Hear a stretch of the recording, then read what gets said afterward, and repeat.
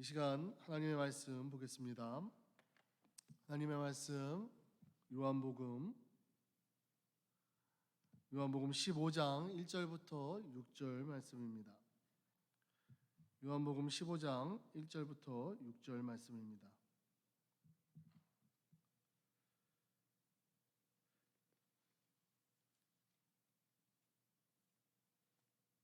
읽겠습니다. 나는 참 포도나무요 내 아버지는 농부라. 물은 내게 붙어 있어 열매를 맺지 아니하는 가지는 아버지께서 그것을 제거해 버리시고 무릇 열매를 맺는 가지는 더 열매를 맺게 하려 하여 그것을 깨끗하게 하시느니라. 너희는 내가 일러준 말로 이미 깨끗하여졌으니 내 안에 거하라. 나도 너희 안에 거하리라. 가지가 포도나무에 붙어 있지 아니하면 스스로 열매를 맺을 수 없음 같이 너희도 내 안에 있지 아니하면 그러하리라. 나는 포도나무요 너희는 가지라. 그가 내 안에 내가 그 안에 거하면 사람이 열매를 많이 맺나니 나를 떠나서는 너희가 아무것도 할 수 없음이라. 사람이 내 안에 거하지 아니하면 가지처럼 밖에 버려져 마르나니 사람들이 그것을 모아다가 불에 던져 사르느니라. 아멘. 우리가 지난주에 사람의 가치에 대해서 크게 네 가지로 평가하는 항목에 대해서 여러분들과 같이 나눴습니다. 첫 번째는 물질적인 가치고, 또 신체적 가치, 또 그 다음에는 정신적 가치, 그리고 마지막은 인격적 가치입니다. 요즘 인터넷을 핫하게 정말 전 세계적으로 많은 인기를 몰아치고 있는 이 오징어 게임, 그 게임을 보면서 또 한편으로는 굉장히 씁쓸한 그런 마음이 드는 때인 것 같습니다. K-팝이라는 이 문화는 더 이상 대한민국에 국한된 것이 아니라 이제는 세계로 뻗어나가 여러분들 나이 또래 청소년들에게는 하나의 유행의 아이콘으로 자리 잡고 있는 것 같습니다. 제 둘째도 학교에서 그 미국 친구들이 진라면이 맛있다라고 얘기하는 거를 듣는 걸 보면 어떻게 보면 이제 한국 문화가 어떻게 보면 사람들에게 많이 익숙해져 있는 그런 자리를 잡아가고 있는 것 같습니다. 오징어 게임에 보면 사회적으로 실패한 사람들이 모여 있습니다. 여러 가지 일을 하고 그 사람이 어떠한 학업, 어떠한 학력을 또 얼마나 좋은 학교를 졸업하고 얼마나 유능한 직장을 다녔느냐는 그런 백그라운드와는 상관없이 그 사람이 얼마나 많은 빚을 지고 또 그것이 그 사람의 삶에 얼마나 어려움을 가져다 주고 있는지, 단순히 거기에 모여 있는 사람들의 모습을 보면 전부 다가 빚을 지고 있는 사람이라는 겁니다. 사람을 평가하는 물질적 첫 번째 가치의 가장 밑에 있는 하층에 있는 사람들이라는 것을 우리는 알 수 있습니다. 그 사람들이 옆에 사람들이 죽어가는 그 모습, 또 내가 다음에 그 사람이 될 수 있다라는 그런 공포심에도 그 게임을 할 수 있는 그 이유는 바로 물질적 가치를 추구하는 우리의 모습이 담겨 있기 때문입니다. 이 물질적 가치는 이와 같이 우리는 우리의 삶을 운동력 있게 몰고 가는 가장 큰 요소라는 겁니다. 여러분들이 공부하는 이유, 부모님들이 여러분들에게 공부하라고 강요하는 이유, 또 여러분들이 대학을 좋은 데로 진학하려고 하는 이유, 또 이 시대가 요구하는 전공을 찾아서 졸업 이후에 안정적인 직장을 가지려고 하는 그 이유, 바로 그 이유가 바로 물질적 가치가 우리 인생의 첫 번째 가치로 서 있기 때문입니다. 이와 같이 우리 삶에 물질적인 가치를 가지고 그 물질적인 열매를 맺고자 살아가는 것이 바로 우리 인생의 모습이라는 겁니다. 예수님을 믿는 사람이건 안 믿는 사람이건 여기에서 자유로운 사람이 거의 없다는 겁니다. 이와 같이 우리는 인생의 열매를 맺고자 열심히 살아가고 있습니다. 사람이나 우리가 눈에 보이는 지금 가을이라 낙엽이 지고 그 낙엽이 이제 땅에 떨어지는 또 추수의 계절이 오는 그때에 이 열매라고 하는 이 열매는 곡식이나 사람에게 굉장히 중요한 시즌입니다. 농부에게 한 해 동안 모든 수고와 땀의 결실이 바로 지금 이 순간에 매겨지기 때문입니다. 열매는 이와 같이 우리의 삶을 성과 있는 삶으로 또는 수고하고 노력한 그 결실로 나타내 주는 그런 매개체입니다. 우리와 같이 열매가 있는 삶은 우리가 그동안 어떠한 삶을 살았는가를 보여주기 때문에 우리는 인생의 열매를 맺고자 노력하며 살아가고 있습니다. 오늘 본문에 보면 예수님이 이와 같이 말씀하고 계십니다. 너희가 과실을 많이 맺으면 내 아버지께서 영광을 받으실 것이요 너희가 내 제자가 되리라라고 말씀하십니다. 하나님께서 영광으로 삼는 그 열매의 가치가 바로 어디에 있느냐를 우리는 생각해 볼 필요가 있습니다. 그러면 하나님께서 값어치로 여기시는 그 열매는 바로 무엇이냐면 바로 사람을 사는 열매라는 겁니다. 그 영혼을 구하는 열매가 바로 하나님이 영광 받으시는 열매라는 겁니다. 그러면 우리는 이와 같이 이러한 열매를 맺고자 우리는 무엇을 해야 합니까? 오늘 본문에 보니까 예수님 안에 있어야 열매를 맺을 수 있다라고 합니다. 4절을 보면 가지가 포도나무에 붙어 있지 아니하면 절로 과실을 맺을 수 없음 같이 너희도 내 안에 있지 아니하면 그러하리라라고 했습니다. 여러분들이 맺고자 하는 열매는 무슨 열매입니까? 여러분들이 수고하며 땀 흘리며 노력하며 결실을 맺고자 하는 그 열매가 어떤 열매입니까? 물질적인 열매입니까? 성공의 열매입니까? 돈의 가치를 두고 세상에 성공을 두는 그런 열매입니까? 오늘 예수님께서 말씀하시는 열매를 맺고자 하면 내 안에 거하라 하신 그 말씀의 의미를 한번 이 시간에 보기 원합니다. 오징어 게임에서도 알다시피 그 안에는 동지가 없습니다. 한 게임을 넘어가고자 단순히 나에게 도움을 줄 수 있는 한 존재가 필요한 것이지 그 사람이 내 인생에 필요한 동반자라는 개념이 없습니다. 서로 힘의 논리에 의해 팀이 형성이 되고 그룹이 형성이 되며 밤에 서로가 서로를 돌봐주며 한 고개를 넘어가는 모습이 나옵니다. 살기 위해서 그 그룹의 안에 들어가려고 하는 많은 사람들의 노력이 있지만 한 게임이 지나고 나면 그 연합이 깨지고 또 다른 연합으로 생겨나게 됩니다. 이와 같이 게임 안에서 그 드라마 안에서 보여주는 한 사람이 나의 생명을 유지하게 하기 위해서 거하는 그 모습이 결국에는 한정적인 것이고 결국에는 배신으로 마감한다는 겁니다. 우리가 인생에서 열매를 맺고자 하면 예수님 안에 거하라 했는데 예수님 안에 있다라는 이 말씀의 의미가 과연 무엇이겠습니까?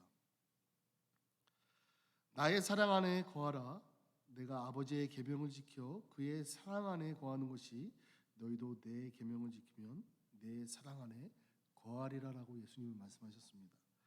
그렇기 때문에 예수님 안에 거한다라고 하는 그 참된 말씀의 의미는 예수님께서 보여주신 그 사랑을 우리의 삶을 통해서 드러내면서 실천하면서 살아가야 된다는 겁니다. 그래서 예수님께서는 오늘 읽은 본문 말씀 이후에 나오는 9절부터 12절의 말씀에 보면 내 계명은 곧 내가 너희를 사랑한 것 같이 너희도 서로 사랑하라 라고 말씀하셨습니다.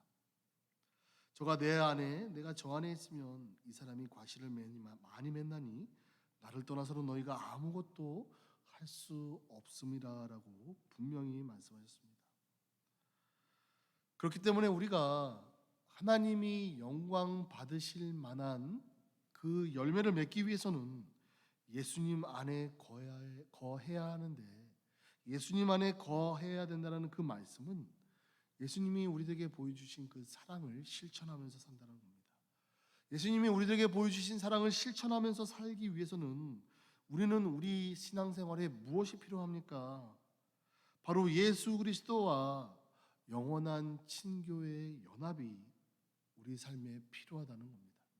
말로만 우리가 신천하면서 말로만 사랑하면서 살아가는 것이 아니라 우리의 신앙생활에 예수님과의 이 영원한 친교가, 영원한 사귐이 늘 있어야 된다는 겁니다. 마치 가지와 포도나무가 연합해서 뿌리로부터 공급되어지는 그 생명의 원천을 받아서 포도나무가 열매를 맺는 것과 같이 우리도 예수님과 같이 영원한 사귐 속에서 열매를 맺을 수 있다는 겁니다. 이제는 내가 산 것이 아니고 오직 내 안에 그리스도께서 사신 것이라라고 하신 말씀은 그리스도와 영원한 사귐을 나타내 주고 있다는 겁니다. 이런 영원한 사귐 우리는 신앙생활에 꼭 필요합니다. 나를 떠나서는 너희가 아무것도 할 수 없음이라라고 하신 이 예수님의 말씀이 여러분들의 마음속에서 울림이 커야 된다는 거예요.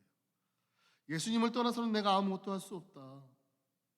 내가 주님이 베풀어 주신 사랑을 떠나서는 내가 아무것도 할 수 없다라는 그 존재의 고백이 여러분들의 삶의 한순간순간 모든 순간 가운데 나와야 된다는 겁니다. 근데 반대로 한번 생각을 해보시기 바랍니다. 하나님이 영광 받으실 만한 그 열매가 내 삶에 없다라는 것을 한번 생각해 보시기 바랍니다. 하나님께서 영광 받으시지 않는 삶, 내가 물질적으로 풍족해질 수 있는 삶이 될 수 있습니다. 내가 사회적으로 성공하는 삶을 사는 그 순간이 하나님께서는 영광 안 받으실 순간이 될 수 있다는 겁니다.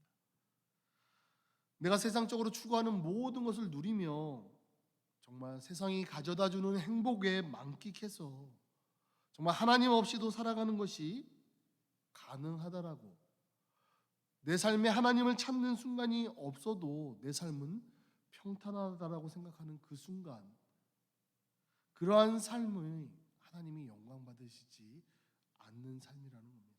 그럼 그러한 삶을 살아가는 사람들은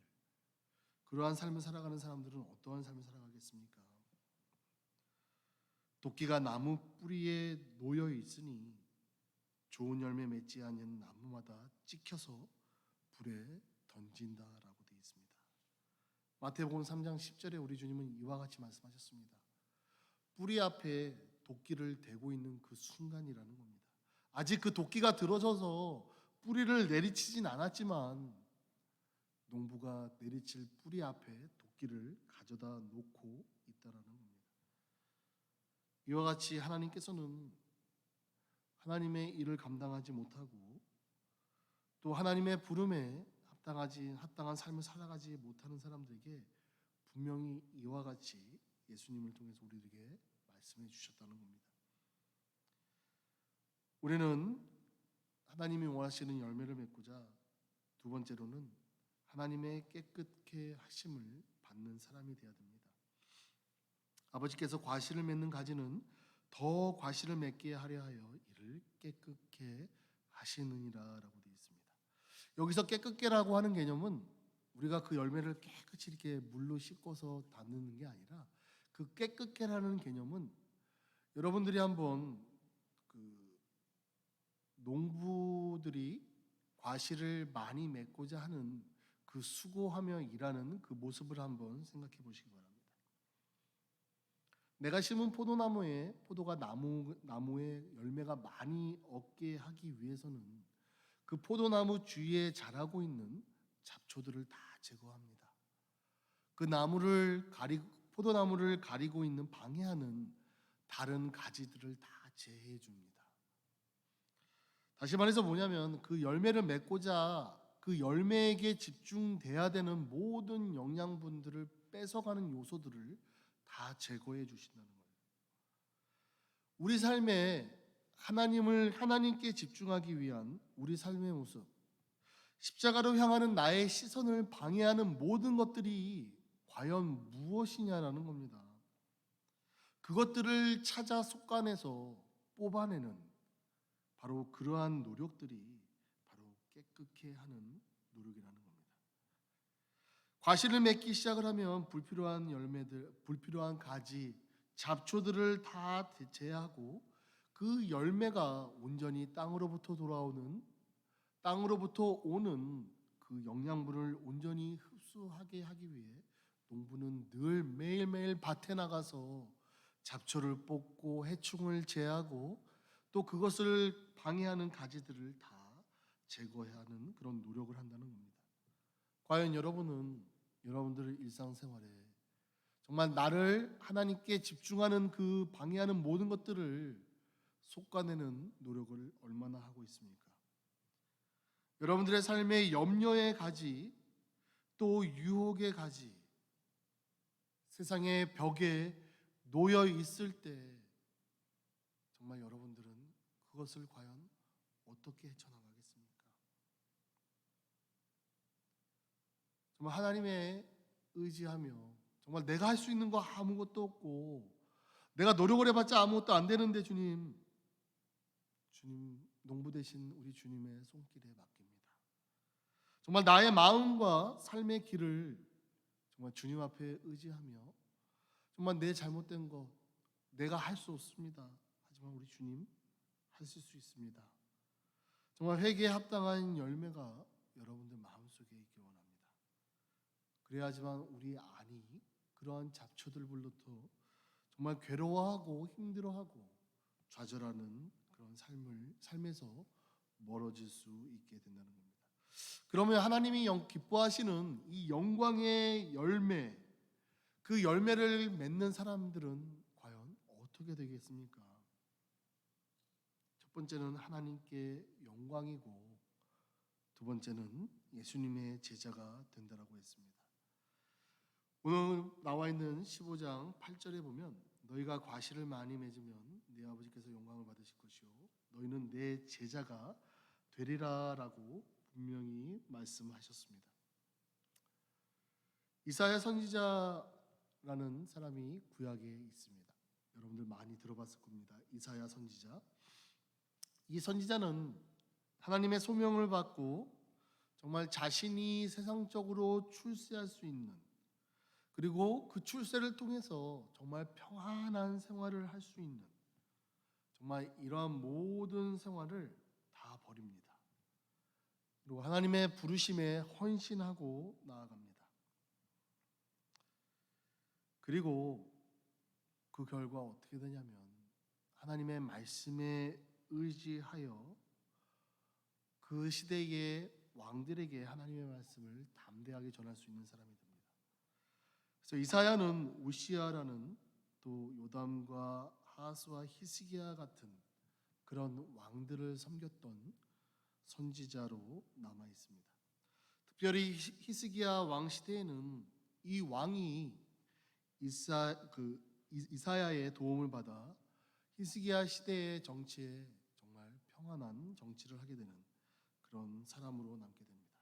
그 말은 딴 데 있지 않고 바로 이사야 선지자의 말을 귀 기울였던 이 왕의 결과가 좋은 정치의 모습으로 나타났다는 겁니다.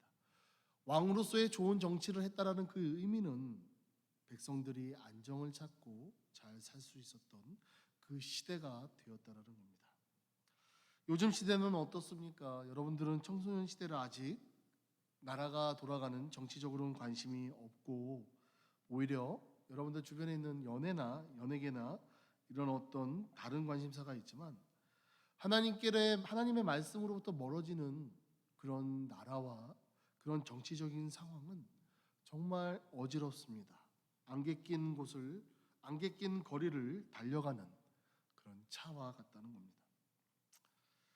하나님 안에 거하기 때문에 많은 과실을 맺게 된다는 그 의미는 여러분들이 분명히 기억하셔야 됩니다. 그 열매는 여러분들의 삶에 기도의 응답의 열매로 나타날 수 있습니다. 여러분들이 오랫동안 기도하며 바라며 하나님께 의지하였던 그 기도가 열매로 나타났다는 겁니다. 내가 너희를 택하여 세웠나니 이는 너희로 가서 과실을 맺게 하고 또 너희 과실이 항상 있게 하여 내 이름으로 아버지께 무엇을 구하든지 다 받게 하려 함이라라고 우리 주님은 분명히 말씀하셨습니다. 다니엘 6장을 보면 다리오 왕이 다니엘은 총리 셋 중에 하나로 뽑습니다. 다리오 왕의 나라는 바빌론 나라가 망한 다음에 메대와 파사 연합국의 왕이었습니다. 연합국의 왕이기 때문에 각국에서 나오는 그 총리 중에 한 사람이 바로 다니엘이었습니다. 이때 총리 대신이었던 이 다니엘은 하루에 3번씩 예루살렘을 향하여 기도합니다.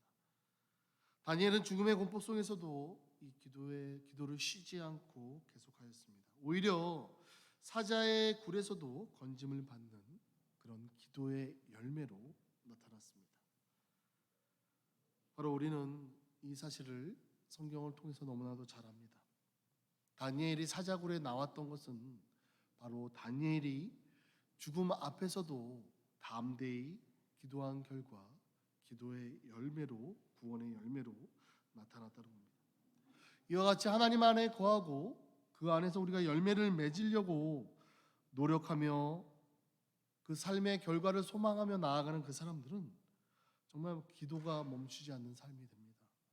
주님의 이름으로 하나님께 무엇을 구하든지 다 주신다라고 이 말씀은 굉장한 능력의 말씀입니다. 여러분들이 이 능력의 기도의 말씀이 여러분들에게 열매가 맺어지지 않은 그 이유는 바로 우리가 주님 안에 거하지 않고 나를 방해하는 모든 그런 잡초와 같은 것들을 솎아내지 않았기 때문이라는 거예요. 여러분들 참으로 이러한 기도의 열매가 여러분들 삶에 있길 원합니까? 우리 사랑하는 하나중고등부 여러분, 오늘 이 말씀을 통해서 여러분들 열매 맺는 삶을 누리시기 바랍니다. 정말 하나님 안에 거하고 정말 열매 맺는 비결 여러분들이 바로 깨달아서 정말 하나님 안에 거하였더니 이 삶의 열매의 결과가 너무나도 은혜이고 너무나도 기쁨이고 너무나도 능력의 말씀이라는 것을 여러분들이 체험하시길 주님의 이름으로 간절히 부탁드립니다. 다 같이 기도하겠습니다. 사랑의 하나님 아버지, 감사합니다. 우리가 쫓아왔던 모든 것들, 세상의 가치들, 그 가치가 우리들에게 얼마나 기쁨을 주겠습니까? 또 얼마나 평안을 주겠습니까? 세상의 기쁨은 그것을 얻는 순간 또 다른 곳으로 시선이 향하는 것을 우리는 너무나도 잘 압니다. 그러하게 세상의 가치를 두고 살아가는 우리들이 되지 않도록 주님, 오늘 포도나무와 가지의 비유를 통해서 우리 예수님 친히 우리들에게 말씀해 주신 이 본문 말씀을 우리가 굳게 붙들고 하나님의 영광으로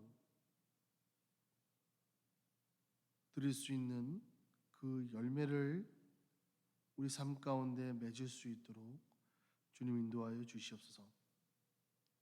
우리 주님 앞에 영광스러운 열매를 드리고자 수고하며 애쓰는 우리들이 되어서 우리 주님이 필요한 곳을 채우시고 또 주의 일에 따라 우리를 인도하시며 정말 우리를 사용하시며 주님의 나라를 위해 헌신케 하시는 그 일을 감당하며 살아가는 저희들 될 수 있도록 정말 그 열매를 맺은 결과 우리가 쫓고 쫓았던 세상의 결과, 세상의 성공적인 열매들, 우리 주님께서 우리에게 부어주시는 열매에 비하면 아무것도 아니다라는 그런 고백들이 우리들의 삶 가운데 나오게 주님 인도하여 주시옵소서. 모든 것 감사드립니다.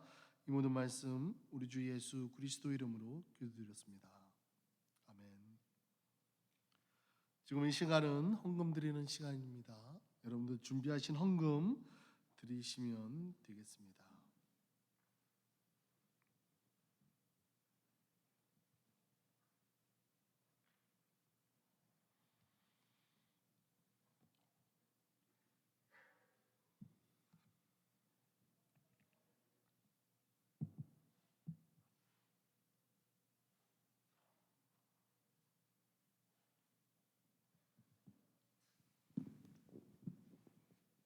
사랑의 하나님, 저희들에게 주님의 은혜를 주셔서 감사드리고 주님 찬양하고 경배할 수 있는 축복된 삶 살게 해주셔서 감사드립니다. 아멘. 이 시간 저희들이 작은 헌금을 모아 하나님께 드립니다. 마음을 다해 드리는 예물을 통해 하나님 영광 받으시고 이 예물 주님께서 기뻐하시는 곳에 사용되면 좋겠습니다. 저희들이 작은 마음 항상 받아주심에 감사드리며 이 모든 말씀 예수 그리스도의 이름으로 기도드립니다. 아멘. 아멘. 이제 축도로 예배 마치겠습니다. 지금은 우리 구주 예수 그리스도의 은혜와 하나님 아버지의 크신 사랑하심과 성령님의 교통하심이 우리 주님 베풀어 주신 사랑에 속한 우리들이 되고 주님과의 영원한 사귐 속으로 나아가길 원하는 우리 하나중고등부 친구들 머리머리 위에 지금으로부터 영원토록 함께 있을지어다. 아멘. 광고 있겠습니다. 오늘은 예배 후에 저쪽 윙쪽으로 가서 간단한 식사를 하고 한어부실로 옮겨가서 성경 공부를 하겠습니다. 예사초 일정이 약간 변경이 있습니다. 우리 지난주에 11월 12일이 아니라 11월 19일로 변경되었습니다. 여러분들 착오 없으시기 바랍니다. 친구들 인도하고 또 전도하는 일에 여러분들 힘쓰시기 바랍니다. 그렇죠? 교회를 다니다가 안 다니는 친구들이 팬데믹 이후에 온라인 예배를 드림으로써 안 나가고 있는 친구들이 꽤 많은 걸로 알고 있습니다. 그래서 이 시간에 다시 우리들의 신앙의 모습, 원래 이렇게 현장 예배를 드리는 게 원래 신앙의 바른 모습입니다. 온라인 예배도 예배예요. 맞지만 우리들의 마음 자세가 틀려요. 아침에 일어나서 세수하고 여러분들의 모습을 좀 이렇게 못생겼지만 좀 한번 빗어주고 한번 뭐 로션 발라주고 그렇죠? 그리고 한번 먼지 속에서 또 한번 털어서 다시 입어주는 그런 노력으로 우리가 예배를 나오는 거기 때문에 우리 마음 자세가 틀려요. 온라인 예배하고. 그래서 현장 예배가 회복되어져 가고 있고 그리고 또 뉴스를 보면 또 뭐 확진자가 느네 또 약간 줄었네 있지만 그 확진자는 우리들 삶에 우리가 세상을 떠나는 날까지 없어지진 않아요. 그래서 우리의 일상생활이 다시 지금 돌아가고 있는 상황입니다. 그래서 우리가 교회에 한어부 예배가 현장 예배를 드리고 하는 모든 일정은 여러분들의 학교 일정하고 거의 동일합니다. 학교가 현장에서 교육을 실시를 하면 예배 또한 현장에서 예배를 드립니다. 만약에 학교가 사태가 안 좋아져서 100% 온라인으로 돌리면 우리 현장 예배도 다시 온라인으로 돌아갑니다. 여러분들 참고하시기 바랍니다. 그리고 오늘 점심은 우리 신정희 선생님이 지금 안 오셨는데 신정희 선생님께서 수고해 주셨습니다. 여러분들 비싼 우리는 이따가 우리 선생님 오시면 여러분들 신정희 선생님 감사합니다 라고 여러분들 꼭 마음을 표현해 주시면 좋겠습니다. 그리고 선생님 오시면 우리 오늘 식사기도는 저번에 식사기도 누가 했죠? 유빈이가 했나? 지난번에 식사기도 한 번 한 친구가 있는데 유빈이었나? 오늘은 영주가 할까? 영주가 오늘 식사기도 피자가 오면 신정희 선생님이 수고해 주셨으니까 식사기도 할 때 여러분 영주 기억해 주고 그 다음에 지난주에 온 친구들에 이어서 또 우리 이번 주가 환영주인데 또 우리 환영주에 온 또 친구 환영합니다. 앞으로 계속 지속된 만남을 갖길 한번 소망해 보아요. 아무튼 우리 예배 마쳤습니다. 윙쪽으로 갈게요. 그리고 상현아 어디 있어 상현이? 저기 가면 그 음료수 캔이 있거든. 그거 들고 가면 돼.